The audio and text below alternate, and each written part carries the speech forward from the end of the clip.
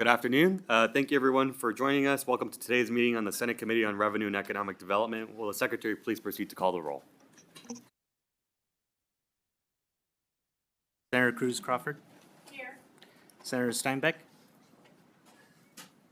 Senator Steinbeck. Here. Senator Stone. Here. Acting Chair Donyate. And I'm here, and please mark Senator Neal absent excused. Good afternoon, everyone, and thank you so much for joining us. Welcome to the audience members here in Carson City and in Las Vegas and online. For those of you who are joining us for the first time, same housekeeping announcements. If you need any of the information that we're discussing for today, you can find it on the Nevada Electronic Legislative Information System, which is our legislature's website. And we ask for folks to please sign in at the table so we can have a record of you. And then we also ask for folks to please mute all electronic devices. Today, the main item on the agenda is to hear Senate Bill 69. So I'm going to go ahead and invite the presenters to come forward. So I'll go ahead and open the hearing on Senate Bill 69. We have a few folks representing from Story County, and so we begin. Please begin when you're ready. And thank you for joining.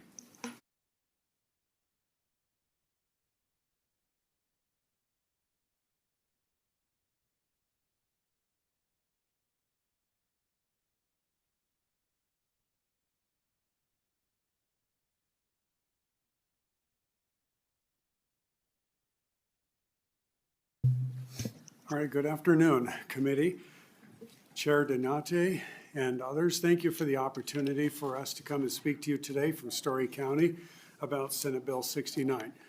For some housekeeping, I'll introduce myself. My name is Austin Osborne. I'm the Story County Manager. My spelling, would you like us to spell our names out as well, Chair? Okay, AUSTIN-OSBORNE. With me on my side here is Story County Commission Chair Jay Carmona, and over to our further right is our Story County Fire Protection District Chief Jeremy Longcar. We're going to share some of the slides as we talk today. We expect roughly about 20 minutes of your time. We really appreciate this opportunity to be with you here today. What we're here to talk about at this point is Senate Bill 69.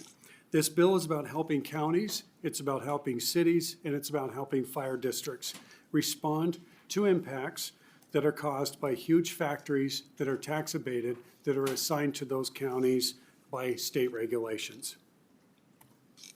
I'm going to give a little background to Story County as far as economic development is concerned. That gives a little context to where we are today. Before 2000, Story County had a situation where basically it had lost all of its ability to pay for its own situation. We lost all of our tax revenue. And we had to look at ways to potentially reinvent ourselves. At the same time, the state of Nevada, while it was paying for our bills up in about 1999, 1998, Story County was in a situation that it was being considered for dissolution and carved up into its neighboring counties.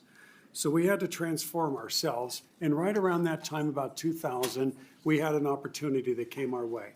Roger Norman came to town, and the county and he came together and created a development agreement where the birth of the Tahoe Reno Industrial Center happened. For the next decade, Story County learned how to do economic development, and it really became a leader in the state of Nevada as well as the nation in economic development. And then 2014 came during special session when Senate Bill 1 was created, facilitating an abatement process for companies investing $3.5 billion and $1.0 billion projects. And Story County was empowered by this, even to our surprise. We saw it as an investment opportunity. In 2014, we got the Tesla Gigafactory that came our way, and we made with it the best we could working with that company. And then in 2018, Redwood Materials came to us. In 2024, Tesla came back to us with a Gigafactory too. In each of these cases, we saw them as a future opportunity for growth, despite the challenges that we would have during the first 10 years of 100% property tax abatements. And because of this opportunity, this day, Story County, across the entire county, has investments return coming to it that's enabling it to fulfill capital improvement and operations needs that it's had in some cases for over a century. So I want to talk about where it leads to this slide here. Story County is the leader in Nevada's tax abatements. We've got $1.8 billion worth of abatements in our county, and you can see where it's respective to other counties. Nevertheless, this point is important because we're pro-economic development. And believe it or not, even while we present SB 69, we're pro-incentives. We think a lot of the incentives, including the 3.5 and the 1.0, are good for Nevada. They're good for Story County, and they're good for many counties, despite there's some challenges we would like to look at with SB 69. And we also want to support and we appreciate the Governor's Office of Economic Development, the Nevada Department of Taxation, and other folks in the state who have been very generous working with us and navigating challenges with these gigafactories as well as the overall abatement territory.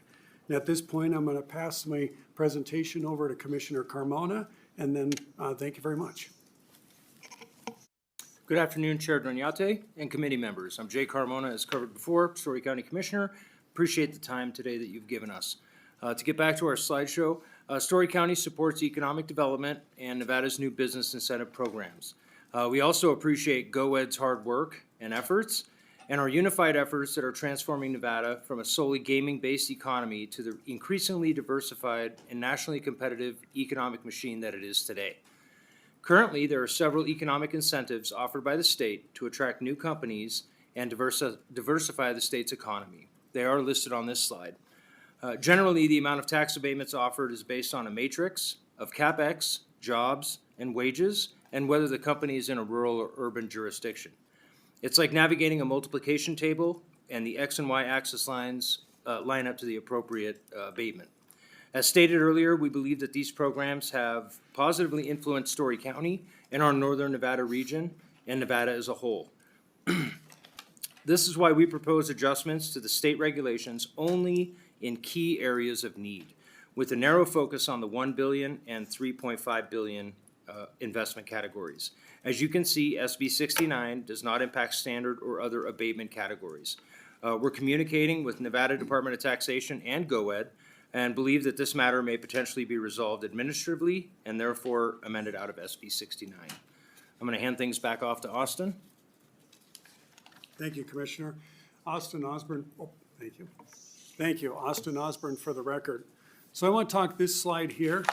In respect of your time, I would like to provide this slide to you. Basically, it gives a little bit of an outline of the structure that is under NRS 360 as well as 271B with regard to the percentages and durations of these abatements. If you're fine with it, I'll go ahead and go to the next slide, and then we welcome any opportunity to follow up with us on questions with this as you like. Thank you. So the next one here, as far as I want to talk about, is this slide illustrates a couple challenges with the current abatement framework. Story County has lived with gigafactories for the last 10 years and actually beyond. They change your life as a county. They make things interesting, and some of those changes are positive and some of them are challenging. We created SB 69 for everybody. It's for all Nevada counties, all Nevada cities, all Nevada fire districts. And here's why. This has nothing to do with GoEd or individuals or the state of Nevada. It has completely everything to do with systems and structure. And what we have to deal with in the long term, way past the deal that's initially made to bring a company like this into the county. And this is a yearly thing that occurs, it's a monthly thing that occurs, and there's times of the year where it's a daily thing that occurs, where over a decade, we have to try to navigate working with this company with all of the challenges it has in a totally tax-abated environment, which creates all kinds of interesting, unusual things with different elements of law and taxation. So it has to deal with our ability to respond to really a huge factory that not only has a high number of employees, but in some cases these folks are described as they're flying a plane while building it at the same time. So imagine the kinds of things that happen on a daily basis. And we're empathetic to the company too. They run through these challenges as well. The good news, many jurisdictions in Nevada are poised to accept these massive situations. They're staffed, they got management, they got structures in place, and they have special use permits. They got development agreement capability, and they're otherwise situated where if an abated company comes their way, they can go ahead and say, thank you very much, State of Nevada. We'll go ahead and apply it to a special use permit, and then we'll condition it. We'll get the fire station put in there. We'll get the equipment we need, the staffing we need, and we'll have them pay for that while GoEd works on the abatement element. For other counties, however, this may not necessarily be the case. There's local situation that applies. Give an example. In Story County, we have a Tahoe Reno Industrial Center development agreement.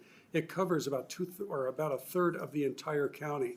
And in 1991, a contract was written, none of us were at the table, that said for 50 years, everything is locked into 1999. The fees are locked, the zoning's locked, and you cannot require a special use permit for, in this case, gigafactories, lithium uses, things like that.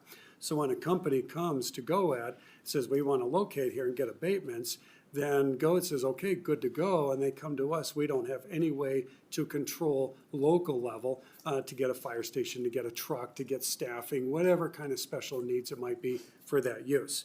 This might apply to other small counties in Nevada too, that don't have staff, they don't have county managers, they don't have a lot of structure. Some don't have building departments or don't have zoning.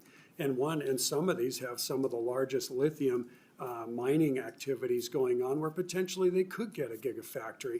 And this bill is looking out for folks like that too. And then without pointing to anybody in particular, let's look at an airport district, for example, where there's a city where one of these landed in an airport district that has perpetual tax abatements, potentially forever. Not being an expert on airport districts, but just making a point. And the point of this whole thing is SB 69 just does something for these folks. Doesn't stop economic development, doesn't stop GoEd. It just let these folks go to the table with GoEd and say, we got a unique situation in our county, can we please talk? And they can work it out and try to get something for the local jurisdiction to help offset those costs. Such as, for example, what's already in the NRS. It's a cost of Freeman agreement. This is a good thing. Story County has one for Tesla and for Tesla too. And in this case, we were able to work with Tesla on both of the gigafactories to offset our costs for road maintenance and road development. They bought a Quint truck that was about $1 million that reaches to 150 feet or whatever the height is. They did a lot of good things for us not to make money, but to be able to respond to the needs of that factory. And they did the same thing on the second gigafactory. In this case, however, the challenge is it's not required.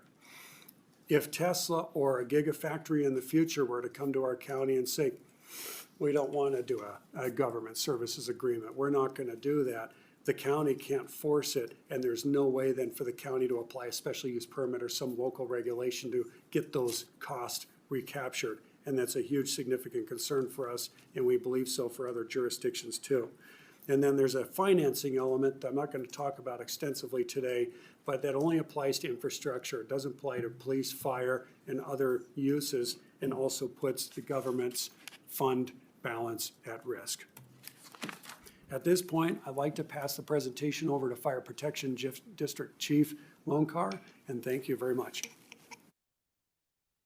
Good afternoon, Jeremy Lonkar. I am the fire chief for the Story County Fire Protection District, and it's nice to finally get together. I can say last time I was in Vegas, I was hoping it was going to go through. It was a little better weather, but we're up here, we're ahead of the snow. So my purpose today is very straightforward, and it's just to get fire districts recognized so we have a seat at the table. Unfortunately, I don't have a great PowerPoint showing all these hero shots and firefighters running all over, but if you'll bear with me, I'll rely on words instead. But public safety and economic development truly do go hand in hand. We both need each other equally. This bill presents an opportunity to correct an oversight and ensure that our state grows as our emergency response capabilities grow with that. The Story County Fire Protection District is currently the only agency in Nevada directly impacted by these large-scale abatements.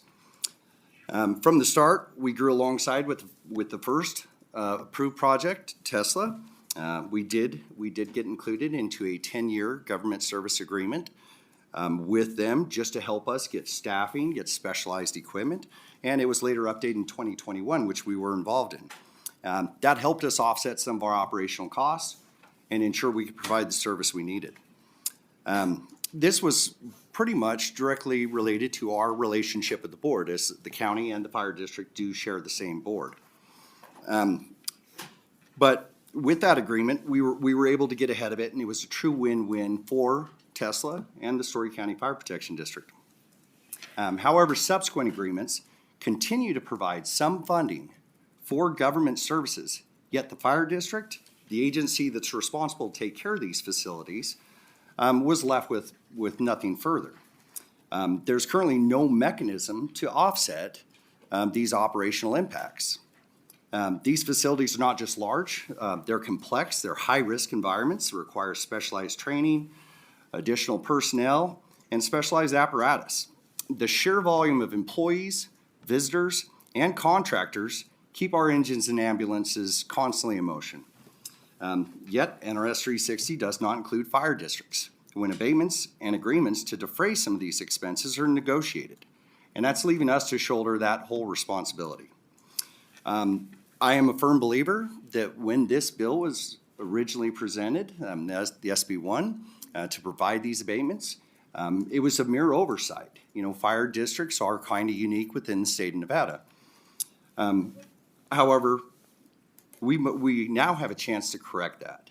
So looking back and learning through these lessons, all we're asking for in a fire district is the opportunity to sit with these companies, to know they're coming, and to be able to prepare to deal with the emergencies they present.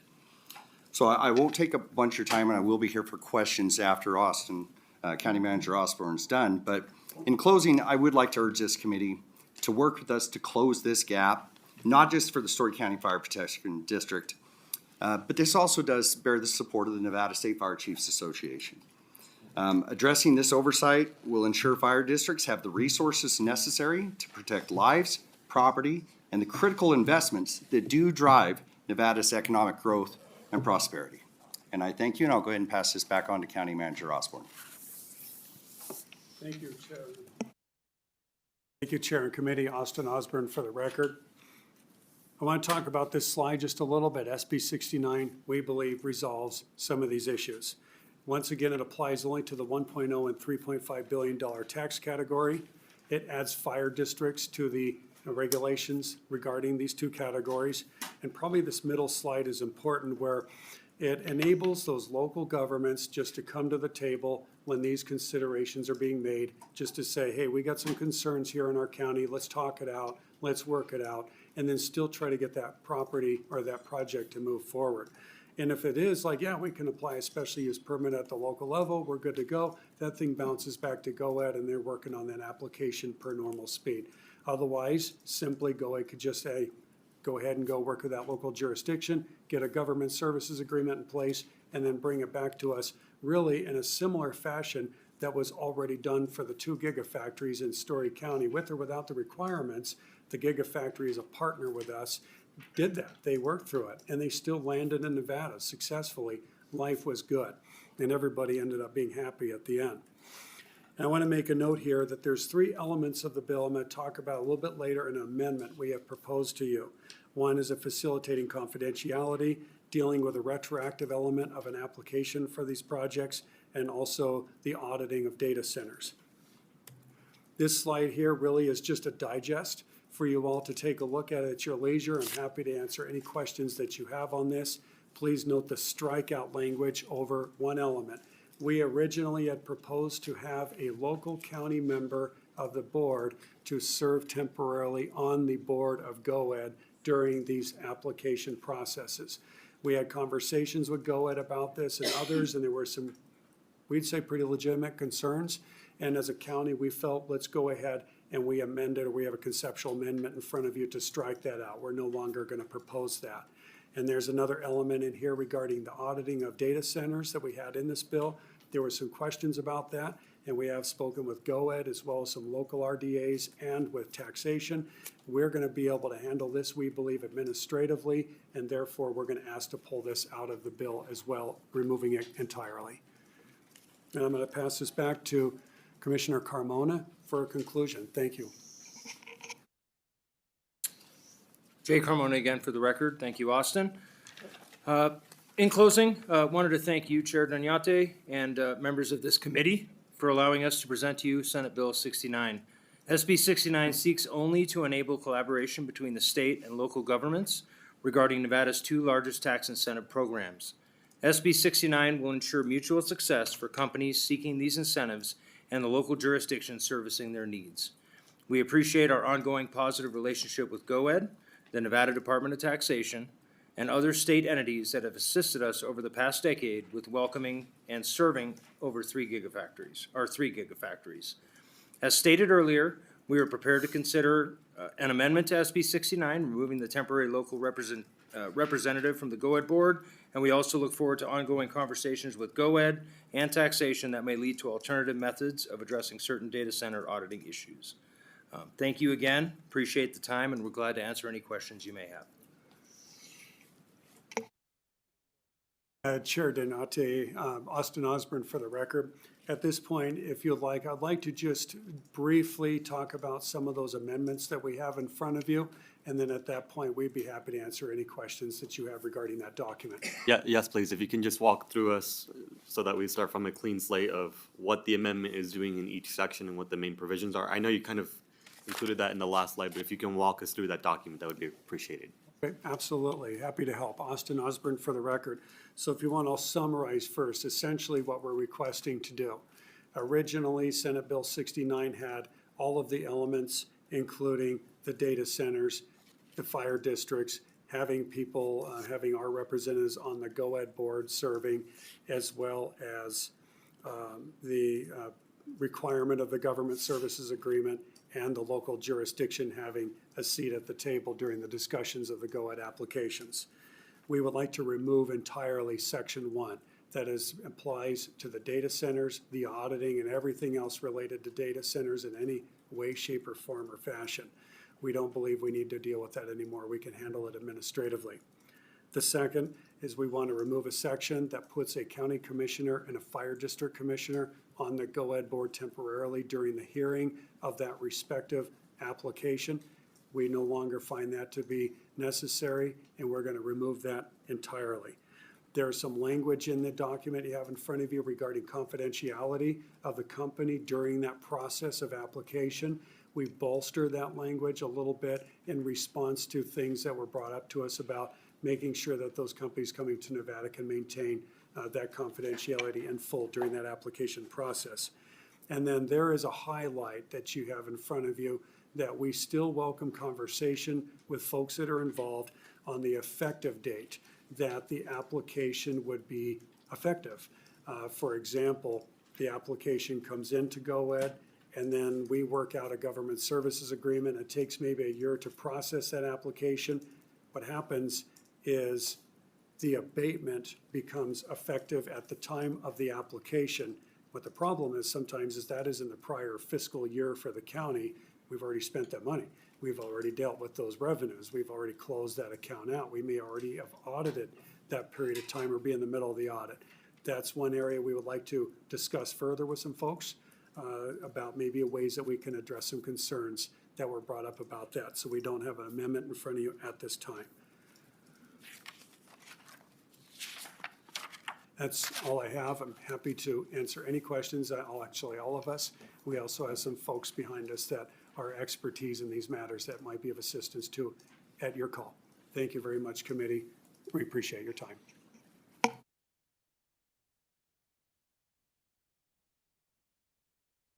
Thank you so much. Committee members, do we have any questions?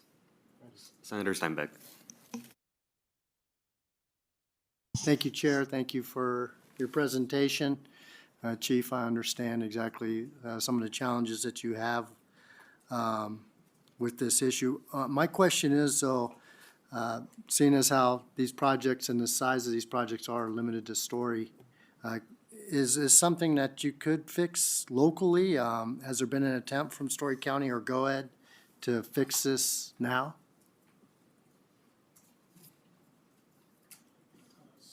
Chair Giannacci, would you like me to go through you or just directly? Okay. Thank you, Senator, for the question. Hopefully I can answer it to your satisfaction.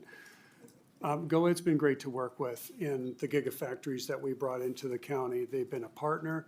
They've worked with taxation and with the Deputy Attorney General of the state in navigating complexities throughout the process of bringing these folks into the county.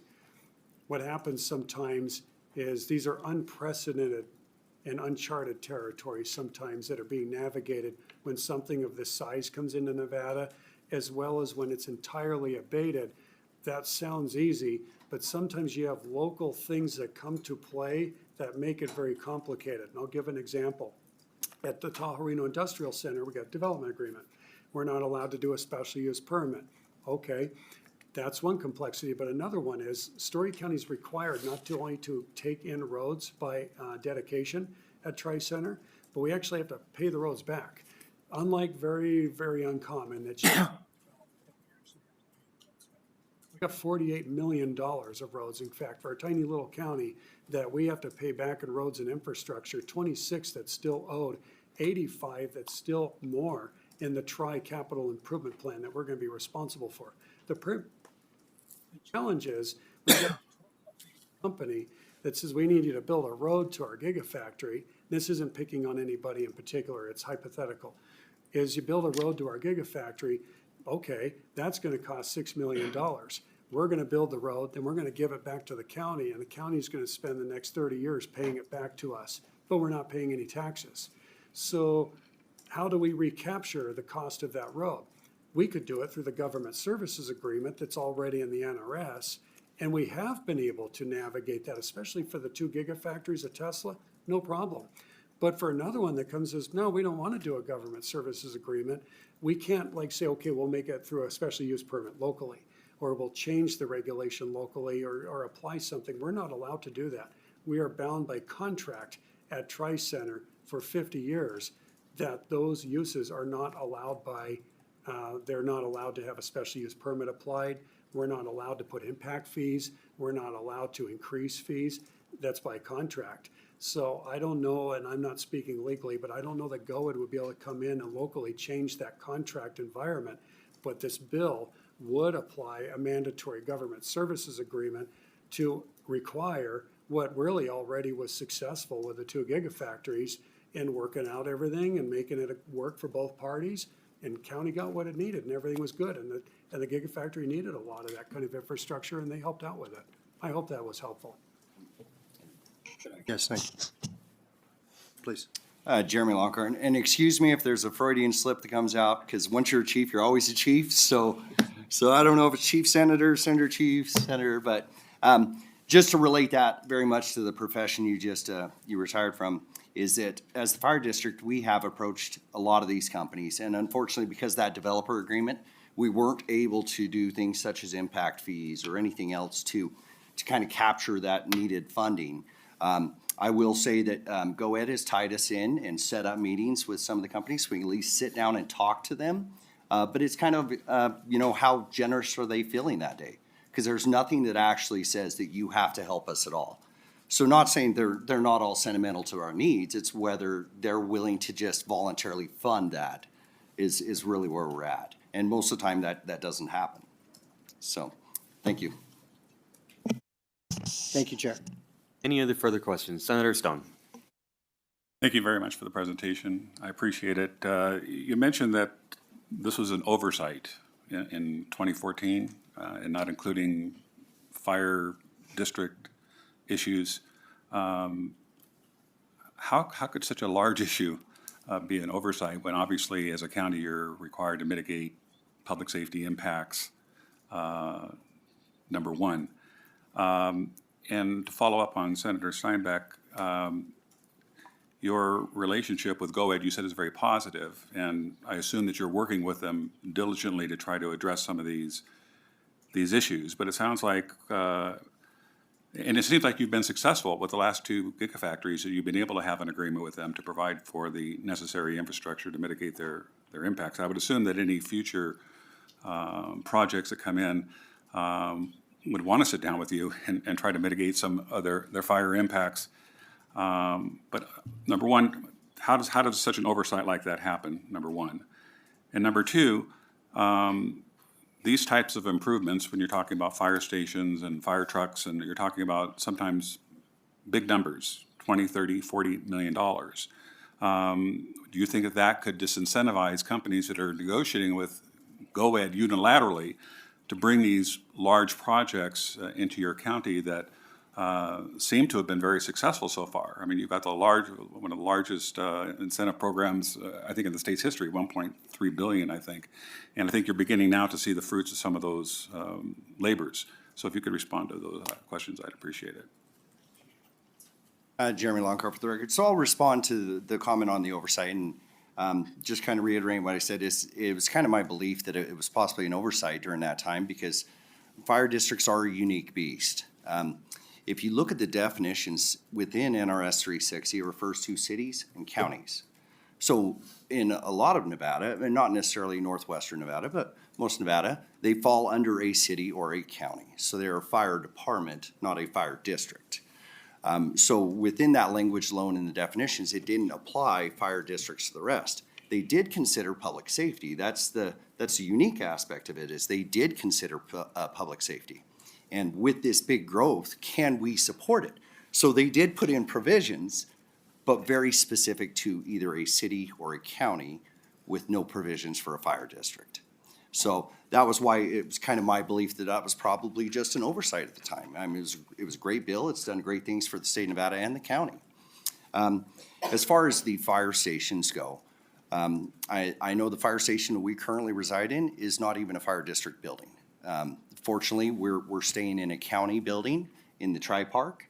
That was part of that original developer agreement is we got to put something there. So the McCarran Government Complex came out and we got a little piece of that is still owned by the county. Now, as the park grows, we want to keep our fire stations within a reasonable response timeframe.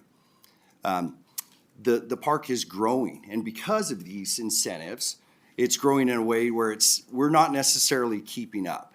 And I wouldn't expect a single company, especially one of the smaller abated companies, to take on that full burden. So that's where just bringing us to a table to negotiate these things is now how can we capture these 5 companies that are building so far to the south that we don't have a fire station? Let's all get together and let's figure out how do we divide this up to where it doesn't disincentivize them coming to the county and developing in Nevada, but it keeps up that public safety service. So that's where we've tried to focus and we've tried to work with businesses like that in the past. It's just right now it's still trickling in, it's still building. So we just need to get something actually in the language says we do have a spot there to at least engage these companies and discuss these issues. Does that answer your question enough? Yes, I think it does. Thank you. Sure. Austin Osborne for the record, Senator. I'd be happy to answer the second part of that question as the fire chief addressed the first. I would say in a case like that this bill only applies to those 2 categories of tax abatements. So all of the other things that do apply under the off-the-shelf abatement systems are not part of this. Data centers are not part of this, especially now with the amendment. We have all the gigafactories operating in the state of Nevada right now, 3 of them. And 3 of them came. And under circumstances where there was negotiation, substantial amounts to address infrastructure. Tesla paid for 70% of a 4-mile highway going into its center, which we negotiated an amount that was appropriate for the use they do. We're building a traffic signal intersection as we speak on that road, and Tesla paid for 85% of that. Tesla's paid for 7 sheriff's trucks. They've paid for infrastructure. They paid for $1 million or $750,000 at the time. Quint truck, a very humongous fire truck with a 150-foot ladder on it. They paid for that, and they've been great partners. And this is back even in 2014 when things were just getting started. Everything was dicey. Nobody even knew if this was work. Tri-Center was a lot smaller than it is now, and it was successful. Those companies landed in Story County. They landed in Nevada. We know that there's others in the state that are considering, and so we don't believe that this really would be a hindrance to economic development in the region or any county in the state. We appreciate it. Thank you. So it sounds like to me, based on the way the program was originally designed, you've been successful with prospective companies coming in here and having the ability to negotiate, and it seems like, to me, that you're getting what you need. I don't know what I'm missing. It sounds like you're looking to the state to solve a local issue, and I think the issue is important. I think having appropriate fire protection for these new entities is very, very important, and I think that they have a vested interest in ensuring the same. Thank you. I'm happy to answer your question, Senator. I think in this case, we were lucky. You know, the companies they're not mandated to do this government services agreement. They did, and we were able to work this out. When a gigafactory shows up to us, it shows up in a letter, and then the letter says you have 15 days to respond, and then it says you have 15 days to respond with an acknowledgement that you received this letter. And then it invites us to speak during public comment of the go-ahead meeting, not of the actual item, but of the go-ahead meeting. That's it. If we get a third, and that's it. I mean, that's how the other gigafactories showed up. We noticed in the letter, and it's like, we got to get that to the county commissioners and acknowledge it. The point of that is the reason that we were able to negotiate these successful contracts is because the company negotiated in good faith. If another gigafactory were to come, such as I go home at the end of the day and I get another one of those letters that says, congratulations, you know, it's a gigafactory. Raise it for 10 years and no taxes. We have to address that. And if the company doesn't want to negotiate a government services agreement, it could put the county into a bankruptcy situation or in a very negative fiscal end fund balance situation, not to mention the fire district. And I just want to recap with, this bill is about all of us. And it's not just about Story County. It's about Esmeralda County. It's about Clark and Washoe. All of us might have unique circumstances in our county where we don't have that local control. And there's no way to change that local control situation so that mandatory GSA, the government services agreement, would solve it. And then just bring us to the table to be able to have a meaningful engagement conversation. Thank you. Any further questions? Let me take a stab at it first. I want to go through the bill. So before I go into my questions, I just want to make a clarification. The proposed amendment, as we have in front of us, does not change the provisions in Section 4 or Section 8 of the bill that require the notification on the tax credits, if I'm correct, right? Like, that wasn't changing the amendment. So there's still a required notification process.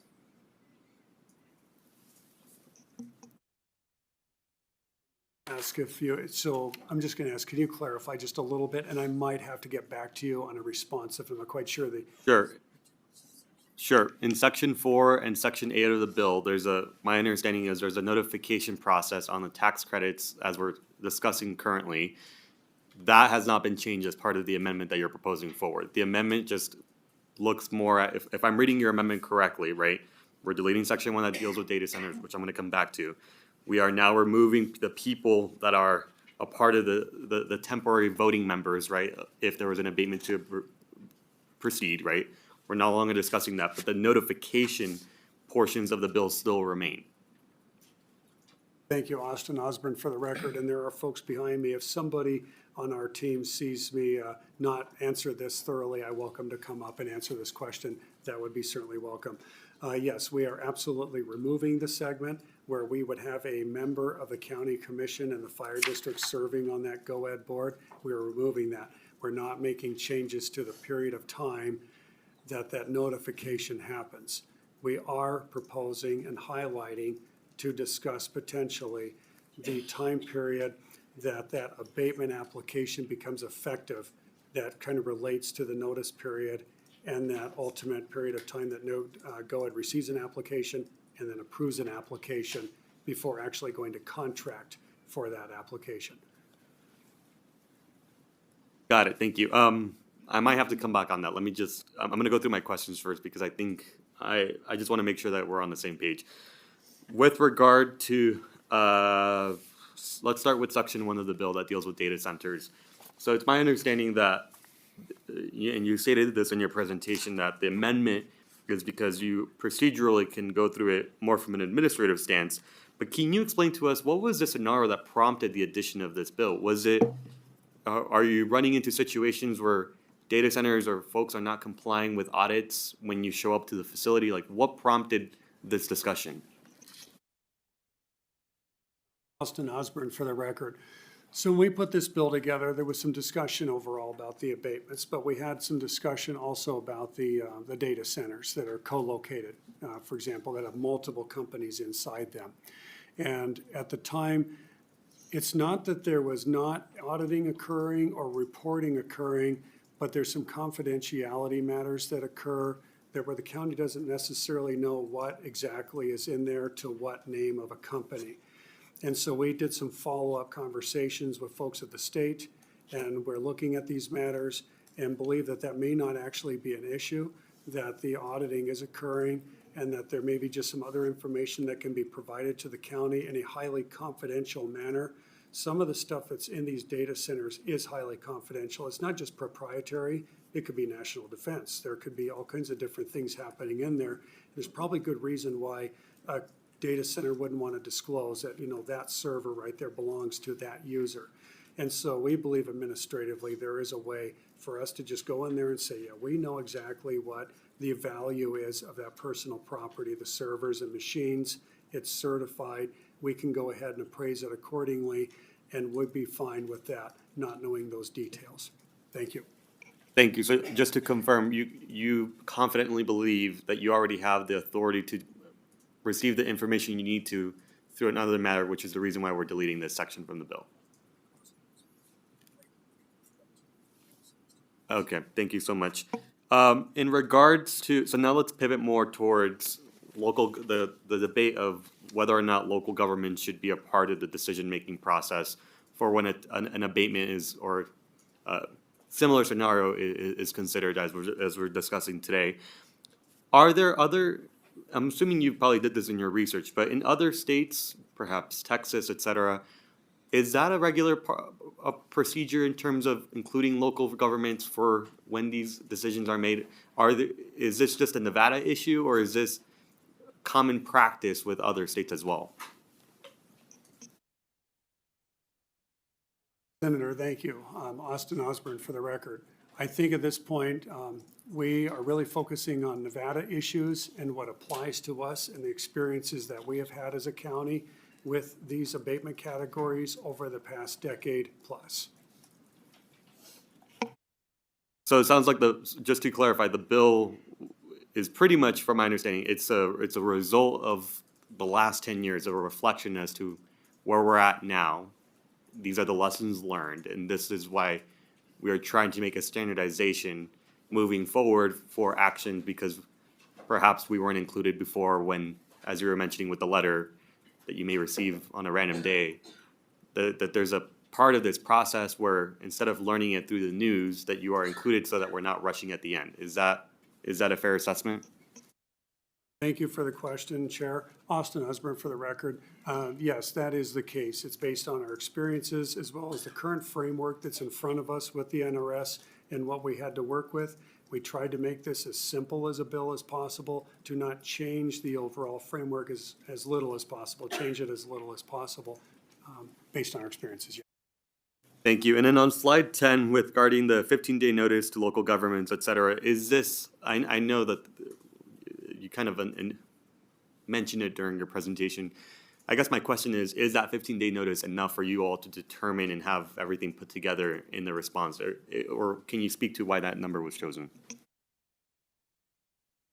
Yes, thank you, Senator Austin Osborne for the record. So we didn't make changes to that. We believe that if we give notice of the company like we have, but it says in that notice that you're welcome to come to the table and discuss the matter with the team of Nevada, the GOED team, and then come to the GOED Board of Directors and engage in that conversation about the application as it moves forward. We believe that is sufficient. And then at that point, there's an allowance for a mandatory government services agreement that could necessitate additional time. And in the case of Tesla, for example, it was 9 months or so for us to negotiate that agreement. We believe that to be sufficient. Thank you so much. And just as a follow-up to it, now more specifically on section 4, if I'm reading the bill correctly, I think, and I just want to make sure that we're on the same page. I kind of mentioned that at the beginning. On section 4 of the bill, if I can flip to it, give me 1 second, because I wrote it down. We deal with So my understanding is that there's a disclosure or notification that exists for certain tax credits that are issued by the state that you now want to be a part of that process for local governments to be a part of. So, I mean, examples could be the modified business tax, the insurance premium tax. So I guess my question is, if these taxes are abated, but they only impact state revenues, not local revenues, why would we have the requirement for local governments to be also notified of them? Versus, I mean, if there was a different scenario, right, sales tax, right, sales and use tax, that makes sense because that can impact the local jurisdiction's ability to fund the county service or city services, as was mentioned. But if it's only affecting state revenue sources, what was the rationale with requiring the notification to local governments? Thank you, Senator Austin Osborne, for the record. I'll answer that to the best of my ability at the moment. The two categories that we're talking about here have both, if you're a $3.5 billion investment company or you're a $1 billion investment company, there is an abatement of property tax local, and there's abatement some state taxes, MBT. There's a whole range in there. So both of those categories affect the county because there is an abatement of property tax. And because there's an abatement of property tax, that's why we're asking to come to the table to address local impacts that we normally would respond to with that local property tax that would normally be coming to us.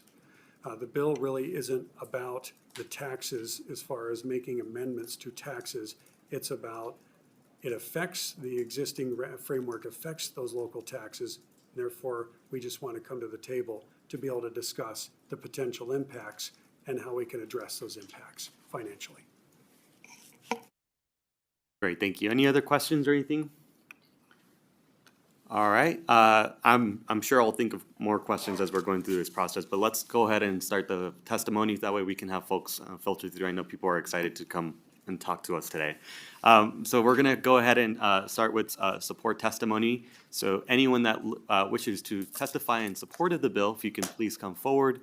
And of course, we'll limit it to 2 minutes each and so forth, and then we'll go to opposition testimony. So folks can come please forward.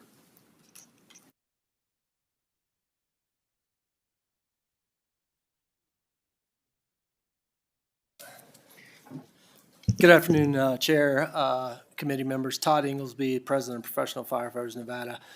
We are in support of this bill. This isn't a bill that just, it allows us to be at the table. We're the professionals. We know by looking at construction what fire load is, the dangers that not only it puts our members in, but it could put the community that these buildings and structures are built in. This is also about protecting our investment. That's what we do in the fire service. We not only protect our natural resources, but we protect investments from companies and community partners who come in our great state and do work.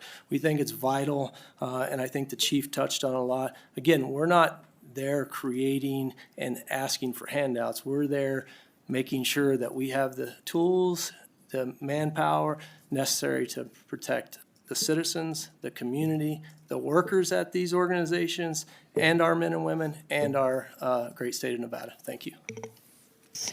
Good afternoon, Marilyn Kirkpatrick, here in support with the amendment as written.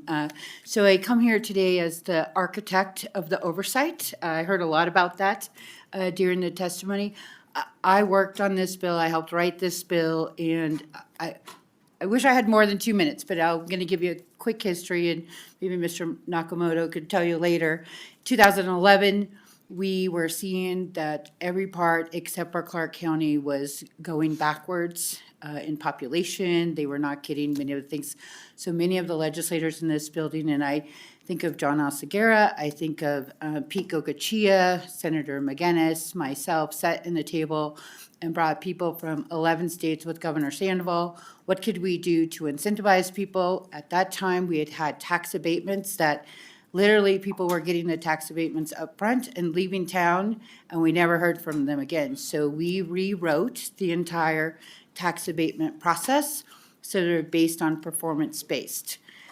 Tesla was a big deal. We met with local government for over a year during that time frame, trying to get to the right piece. But we also rewrote the state's economic development structure as a whole. So we heard from people in Ohio, we heard from people in Vermont, we heard from people in Idaho, Washington, Utah, to see what they were doing. So what we found is that they had local government was part of the conversation. So as you know, our structure works today. There's the state part where they give the abatements, and rightfully so, because without abatements, you don't even have a seat at the table anymore. That just has to be a thing, but we have to make it work. But local government has always been part of that structure with the local economic pieces, so that they can ensure that we can actually provide the services that are needed for making sure this business is successful, because we want to make sure that the business is successful. So there were some oversights, but what I want to put back in perspective is that, and if I go over my 2 minutes, feel free to cut me off. I'm okay with it. You have the disclosure of the chair, so you can Okay, keep good. going. Thank you. But I want to put back in perspective, what we were trying to avoid is many of the counties are guaranteed counties, which means that the state has to cover the services no matter what, is to help these smaller counties get to where they had the ability to survive on their own and do things on their own and bring businesses here and bring schools and fire departments and all of those things. But we can't cut them off at the knees, because now they're not a guaranteed county, but they still have to provide this stuff. And so the thought was always that people would work together. It used to be back in the day, we sat at the same table in local, state, and we said, hey, here's what we're doing. Can you make it happen? I mean, in Clark County, it's a little bit different because we have a special use permit that we can use. In Washoe, they have that, but the smaller counties, not so much, because they have fire districts as opposed to fire departments. So I own it. I did not include that because myself, I was just learning about fire districts, GIDs, all of those things that you all have had to learn about.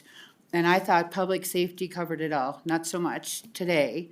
But I want to support what we're doing is great, but we have to ensure that public safety still remains number one when we give these abatements back. And at the end of the day, if a company doesn't be our partner, do we really want that company here? And is it an opportunity for the state to start asking those harder questions? What happens? And I represent Bunkerville. You know, people come to Gold Butte all the time, and at the end of the day, they call my volunteer fire department to leave church, leave the grocery store to go find them if they're lost. And that's really not what the intent was. So I worked with the chair of Story County as well as the county manager to make some amendments, because I know it was a lot to take. In the beginning, myself, I had to do it, but I think these amendments address everything that was concerned. And I do think that even back then, local government needs to have a seat at the table to ensure that we can provide the infrastructure to help make the business successful. So that would be my testimony, and I own the oversight, and I flew up here to say it today, so thank you. Thank you so much, Commissioner. Please proceed. Good afternoon, Chair Doñate and members of the committee. For the record, my name is Jennifer Berthiaume, that's Berthiaume, Government Affairs Manager at the Nevada Association of Counties, or NACO, whose members represent all 17 counties. NACO is here in support of SB 69 with the amendment, specifically concepts that increase and strengthen county input. Our members support meaningful and robust perspective that engages local government to provide dialogue around county fiscal and operational impacts from these large-scale projects. We would like to thank the sponsors and the committee for hearing this bill. Thank you. Thank you so much. Anyone else in support in Carson City? Anyone in Las Vegas? AVH, is there anyone online? Thank you, Chair. To testify in support of Senate Bill 69, please press *9 now to take your place in the queue.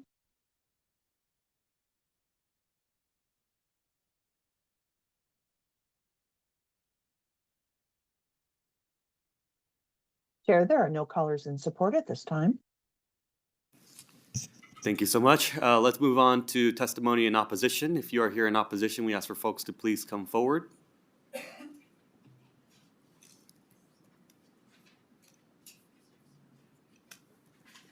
I see some folks coming up. Let's start with Las Vegas, please. Thank you, Mr. Chair. Members of the committee, Amber Stidham, that's Stidham, with Las Vegas Global Economic Alliance. We're the Regional Economic Development Authority for Southern Nevada, primarily Clark County. And I just want to say that I hope Senator Neal is on a speedy recovery. Appreciate the opportunity to share some of our concerns that we have about this all-county, all-state proposal. First, we believe at LVGEA that it introduces a regulatory precedent that could extend beyond some of these companies that are being mentioned now, affecting a wide range of businesses seeking economic development incentives. A few reasons: by mandating upfront cost-sharing agreements for public services prematurely before a project has even contractually committed to bringing their business to this state, it may introduce unnecessary uncertainty into the economic development process. We are curious as to what assessment has been done to identify the impact to business this proposal may set forth relative to businesses evaluating Nevada as an investment location, and what best practices, as mentioned earlier, that other states have put into place, and what this additional regulation, if it would make the state less competitive compared to other more flexible economic development policies. Secondly, we seek to understand why the legislation is needed for an issue we also believe could be resolved at a local level, as mentioned earlier, a unique challenge versus a one-size-fits-all solution for all regions of the state. And if the goal is to ensure things like transparency and coordination between businesses and local governments in Story County, I would be more interested in seeing if there's an effort to identify a different solution rather than codifying things into statute. I think this could provide more effective and flexible solutions for every individual region. Each jurisdiction functions very differently. We know that in the economic development space, and we believe that this could create barriers for us. Additionally, we're uncertain if there's any fiscal or legal impact, and I was on Nellis. I wasn't certain if there was a fiscal note attached to this, knowing that it would require probably some engagement from the GOED team. And then just finally, a few other notes. We also think it's important to consider the confidentiality requirements under which these companies operate. I know, as mentioned earlier, a lot of them are subject to pretty strict non-disclosure and confidentiality agreements that do prevent them from sharing proprietary information. And as this proposal would require to a certain degree disclosures for approval, potentially again, before there's even a contractual commitment in place, has there been a conversation about operators and how they navigate these legal obligations beyond feeling confident? Do we actually know the answer to those questions? And then finally, I would just add, in Southern Nevada here, our regional organization regularly meets with our local partners to have conversations like projects like this already. And again, we just believe that this is something that's unnecessary for a statewide conversation, and think it could be more targeted and addressed locally. And we appreciate your time and consideration. Thank you. Thank you, Chair and members of the committee. My name is Emily Osterberg, Osterberg, and I'm here representing the Henderson Chamber of Commerce and our over 2,000 members, the majority of whom are small businesses, to express our opposition to SB 69 as written. As economic development is a priority for the Henderson Chamber of Commerce, we are concerned this legislation could set new rules that affect more than just data centers and make it harder for businesses to get incentives for development. In addition, we fear this bill's requirement may force companies to take on additional responsibilities, such as auditing, which could deter them from coming to Nevada. Finally, our Economic Development Board should have attracting new businesses as their main priority. Requiring them to manage new rules, such as those listed in SB 69, may detract from that goal. I will also add we have not seen the conceptual amendment, and I will be keeping my eye out for that. For these reasons, though, we are opposed to SB 69 as written. Thank you. Thank you so much. Let's go to Carson City, please. Good afternoon, Mr. Vice Chair, members of the committee. Paul Marakin with the Vegas Chamber. The Chamber is opposed to SB 69 as drafted because we also have concerns how the bill would create additional burdens and challenges to economic development efforts throughout the state. From the Chamber's perspective, SB 69 creates new precedents that could have an impact beyond just Story County, but through our entire region. The Chamber's concerns also relates to the audit information that would be required to be submitted, especially as you heard regarding the NDAs and the extensive non-disclosure agreements that are required. We also have a concern regarding the bill as the part referring to cost sharing that's also in the bill. Now, with that being said, we know there are efforts to find a compromise, and we support those efforts to find a resolution, as you heard from stakeholders, and appreciate the work that's being done to find a balanced approach between what needs to be shared with the county and what needs to be done for business, as we believe there is a balanced approach for any group to find a solution on a policy matter in front of you today. Locally, for the Vegas Chamber, we value the relationship we have with GoEd, LVG, and Clark County. They've been phenomenal partners in our community for economic development, and we hope that sets the standard throughout this entire state. We further make a commitment to review the amendment that's been submitted through Nellis and take that back to our members for additional discussion. And of course, appreciate the remarks from Commissioner Kirkpatrick and what she has done in this community and her efforts in economic development as well, and to have her back in the building today. Thank you so much. Good afternoon, Chair Dunyate, members of the committee. For the record, I'm Paul Enos, here today representing the Nevada Manufacturers Association, also in opposition to the bill. As originally proposed, the IP, the potential release of intellectual property data, confidential data with some of the businesses concerned us. But I do want to say thank you to the proponents of this bill for removing some of that and trying to bolster it up. I'm not sure we're 100% there. We are going to continue our conversations. In terms of the cost sharing, when you have a manufacturer come to the state, and typically these folks do like to take advantage of these tax abatements to bring those processes here. They're looking at huge capital outlays. And while we appreciate having that dialogue with the local government in terms of impacts, we also want to make sure that those abatements are not outweighed by the cost of what it might be for some of that local infrastructure. So we appreciate having continued conversations with the proponents of this bill, and we'll work towards a solution. Thank you. Good afternoon, Chair, Vice Chair Donate, and members of the committee. For the record, I'm Mindy Elliott, MENDY-ELLIOTT, with Flynn Judici Government Affairs today, representing the City of Fernley in opposing SB 69. The city has been working in conjunction with GoEd and the regional development authorities that support their efforts to continue to evolve and support economic development in the region. We're excited that Fernley is on the precipice of achieving its goals in economic diversification. However, we believe that SB 69 imposes a threat to that very success. The jurisdiction has concerns about the negative impacts that SB 69 will cause to not only Fernley, but to other jurisdictions. Nevada has seen success since GoEd was first envisioned, and in Fernley's opinion, the current process for abatements and attracting businesses has been very successful. If it isn't broken, we are trying to understand what Story County is trying to fix. We are aware that there have been multiple meetings and discussions about possible amendments. We are willing to participate in those discussions.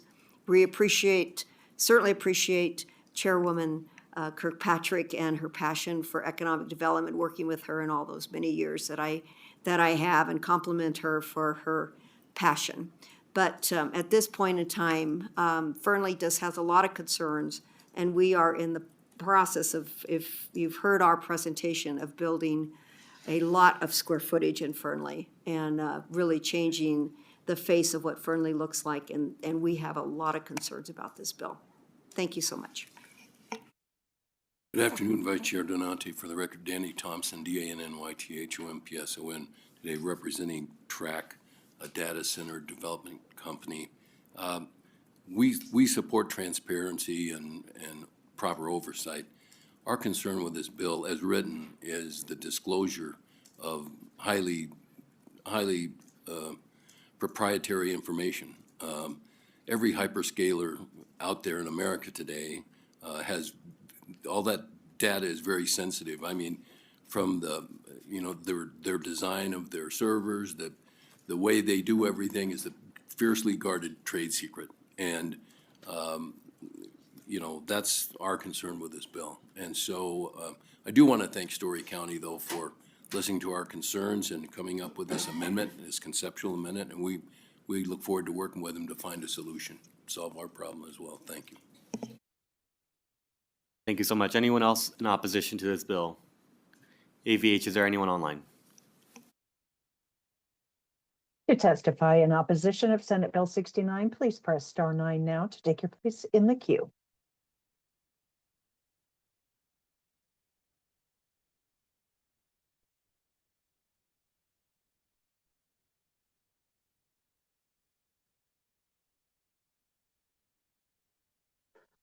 Hello, Peter Guzman, President of the Latin Chamber of Commerce. Can you hear me okay?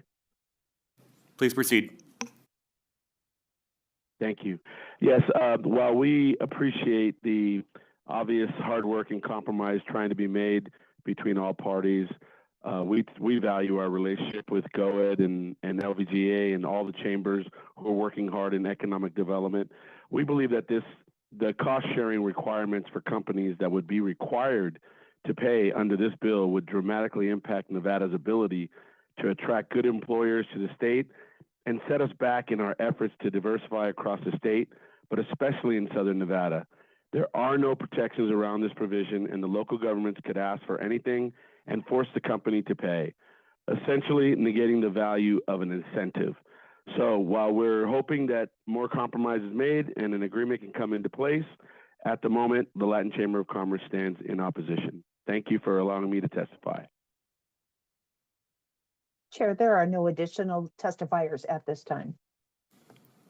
Thank you so much. Let's move on to neutral testimony. If you'd like to testify in neutral, if you can please come forward.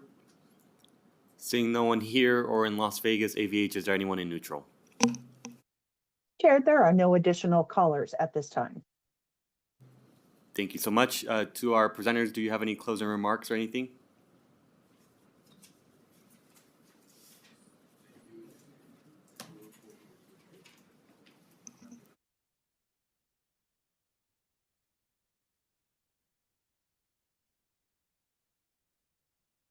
Thank you for the opportunity to come back up, Senator. Austin Osborne for the record, Story County Manager. There's some good points that were brought up at this table, and we're glad to see that a lot of them are focused on areas that this bill we're requesting to remove, and hopefully that will mitigate the issues that are brought forward just a moment ago at this table. And so we thank you very much for the opportunity here to discuss this, and really want to just reemphasize that focus that this bill only applies to those two tax categories. Story County has all of the gigafactories that were in the 1.0 and the 3.5 abatement category. Reno does look like they have one coming their way as well. We certainly wish them success in that project. But we have found that even with the negotiation of these cost offset agreements, that it still promotes economic development. It still brings great things to the state.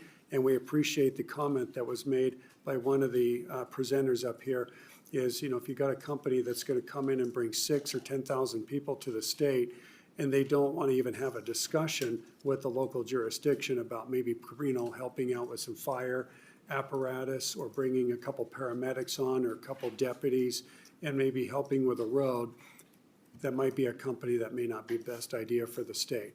Otherwise, we really appreciate the partners that we have worked with so far in our county, as well as those wonderful folks in the state that have been so helpful to us throughout the last decade. Chair Dunyate and committee members, Jay Carmona for the record. Just wanted to take the opportunity to again thank all of you for the time, the great questions, and you know, if there's anything you folks need outside of this meeting, we'll be glad to take your phone calls, emails, or meet in person in the future. Thank you. Chair Donate, committee, thank you. I just want to say that personally, and also extend the same invite, is that my phone's always on me. I'm always at the station. If there's anything that's very specific and relative to the fire district, please feel free to reach out to me. I'm up on the hill, and I'll be more than happy to come down and visit with you as well. So thank you. Thank you so much. We greatly appreciate your presentation. It sounds like you're still going to be working on the bill, so just please keep us updated. I do want to make sure that we have the conversation on Section 4 of the bill. As I was mentioned earlier, I think we probably need to have an offline discussion on that specific portion when dealing with tax credits at the state level. But other than that, I greatly appreciate your time. And then also thank you to Commissioner Kirkpatrick for giving us the history lesson. I don't know if she's still in the room, but all right, we'll go ahead and conclude this presentation item. So thank you so much for joining us. We are now going to the last agenda item of today's meeting, which is public comment. So if there are folks that would like to provide public comment at this time, we ask that you please come forward. Seeing none here or in Las Vegas, AVH, is there anyone looking to provide public comment at this time? Chair, the public line is open and working, and there are no callers at this time. Thank you so much. That concludes today's meeting agenda, and we look forward. Oh, did you want to provide public comment? Yeah, you can go ahead, come forward. Sorry about that.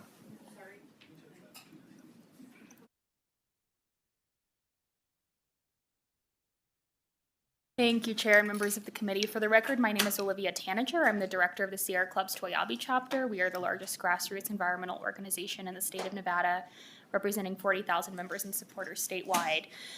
We appreciate that the bill removed some of the concerns that we had about data centers, but I did still want to take a second to talk to you all as the Committee on Revenue about some of the concerns that we have brought to light about data centers over the past few months. In December, the first data center in the city of Reno was proposed, and so my organization got involved in that. And so there are kind of two concerns. One that I'll talk about very briefly is the environmental concerns that we have with that, which was our initial interest in data centers, and that data centers are incredibly energy intensive and potentially water intensive as well, depending on the data center. And we're really concerned, and I've had conversations with the utility about this, about rising utility costs as a result of the infrastructure associated with data centers and lack of protection for ratepayers that exist right now. But this whole issue of tax abatements with data centers, the economic side of data centers in addition to the environmental piece, is really concerning to our organization. The 75% property tax abatement is huge. And as you all know, we're dealing with this huge issue where we don't have any revenue coming into the state because we've given so many tax abatements or are not taxing a lot of the industries that are here. And I'm not convinced that the jobs associated with data centers are going to be filled by Nevadans. And apart from the initial construction jobs, there are very few jobs associated with each data center. And so when you look at the kind of economic picture of data centers and what is going to happen to our state, I'm really concerned. And I'm very concerned. I've heard folks say that they want Nevada to become the next Silicon Valley. And I'm worried that we're going to have all of the worst parts of Silicon Valley and not the best parts. We're going to have a lack of funding for our schools. We're going to have people who can't get to work on public transportation because we are giving away these tax abatements. And then we're going to have the rising costs, the utility costs, the rising housing costs, and have the houselessness crisis that we see in Silicon Valley and kind of that area, not be able to address it. So I did want to bring that to light today, just because we had intended to talk to this committee about our concerns about the revenue associated with data centers, and we're happy to continue the conversation. Thank you.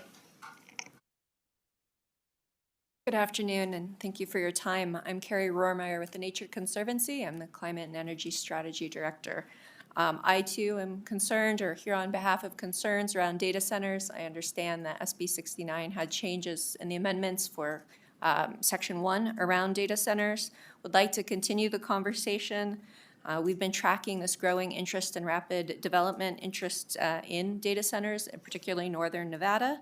We're concerned for the significant environmental and social impacts related to the data centers' immense demand for energy and water resources, and the limited jobs that are being provided by these large investments. So with that, we would like to continue the discussion. We sort of support what the SB 69 tried to embody with local government participation and decision-making around data centers and advancing fire protection funding and services. But we certainly would like to understand why up to a 75% property tax abatement is justified for an industry that has very much determined that they want to be invested here anyway. So I appreciate your time, and thank you so much. Thank you so much. That concludes the items for today's agenda for our public comment. So we appreciate everyone for joining us today, and the meeting is now adjourned.